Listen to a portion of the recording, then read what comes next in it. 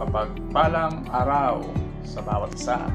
Ang ating lulutuin ay tinawag kong mushroom sweet and sour. Bibigyan ko po kayo ng idea, lalo na sa mga nagda-diet. Ito po ay napakaganda. Ang ating sangkap lang po ay red bell, yellow bell, green bell pepper, and red onion, garlic, salt 5 grams, vinegar 10 grams, brown sugar, kung wala po kayong white sugar, brown sugar, cornstarch, ketchup, mayroon po tayong compost na sarili. Ito po yung all-in-one na po ito. Pwede po sa fried chicken at lahat ng maaari po nating i-fried o i-coating. Ito po yung ating gagamitin ngayon dito po sa mushroom sweet and sour. Lalagyan ko lang po ito ng tubig. Lalagay din po tayo ng nasa 100 grams pineapple. Start na po tayo. Grams garlic o bawang, red onion. Sa ating white mushroom, pinaghiwa-hiwalay ko lang po at ipa-fried po natin. Sa ating pagpa-fried sa ating mushroom, iko-coating ko po doon sa ating manong chef flour na ginawa. Kumplito na po itong lasa. Ganito lang po.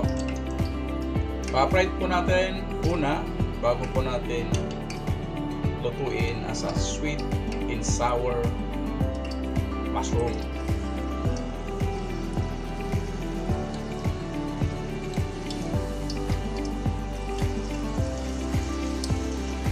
Ito po kasi yung magsisilbi na magiging crispy po siya. Pasan lang po natin na magkakadikit-dikit.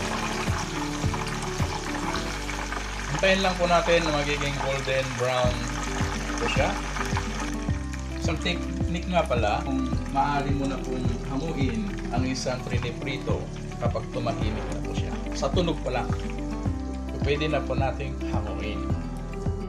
Ito na po yung ating crispy mushroom. Gagawin po nating sweet and sour.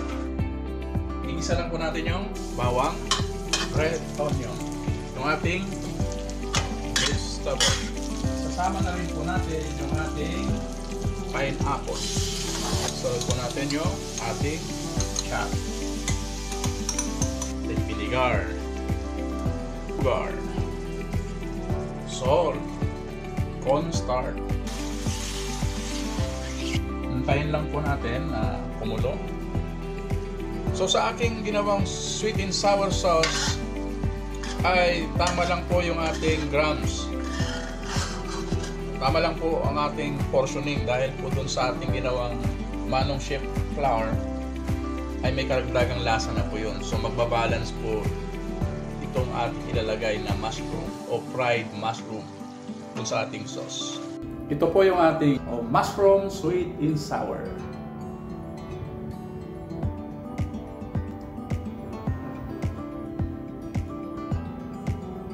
Napakamura lang dito.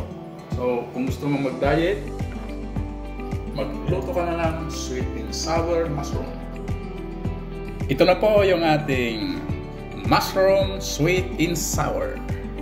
Maganda po ito sa mga nagda-diet. Mushroom sweet and sour ni Manong Chef Dar. Maraming salamat sa inyong pag-like sa ating mga menu. Ito po yung ating mushroom sweet and sour. Maraming salamat sa inyong pag-like, share, and subscribe. God bless.